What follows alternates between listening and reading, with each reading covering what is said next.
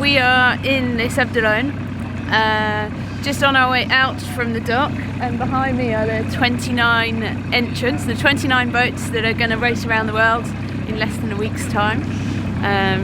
We're going to have a little tour and kind of simulate what it's like to sail out of the famous Canal des Sables d'Olonne on start day on the morning, and see what it's going to look like for the skippers on their way out. The public, the people who watch the race, come from miles around all over France, and they get here to Les Sables d'Olonne in the dark, sometime between 4 and 5 a.m.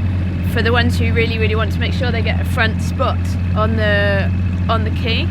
And they bring their picnic and the table and chairs and their umbrellas and their hats and scarves, because normally it's pouring with rain and freezing cold. There's banners up. Everybody brings banners and balloons and signs, and some of them are individual for a certain boat, some of them are for everybody. I remember the massive one 4 years ago saying, who's going to make it around this time?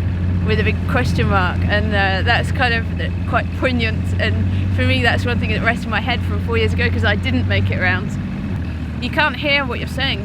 There's so many people screaming and shouting, and a helicopter overhead filming, just people everywhere, and you don't know whether to wave at this side or this side, and you don't want to disappoint anyone, but all you're really thinking about is that you're just leaving land for the last time for 3 months, and you're not going to see your friends and your family. So there's tons of emotions, and you're kind of getting torn in all different directions.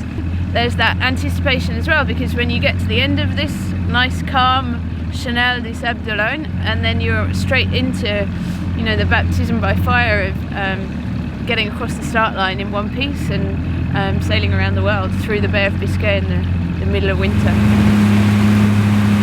So we are on the finish line of the Vendée Globe. So for me, this cardinal mark, Noc Sud, has a lot of significance to my life, because it's the mark that I was waiting to see, hoping that I'd make it around the world. And I think for all of the 71 skippers that have managed to race the Vendée Globe and complete the race, it leaves a little memory in our heads. And for this 29 skippers that leave next Sunday, I think they'll be all wanting to see this buoy when they cross the finish line, and yeah, you think about this mark quite a lot on the way around.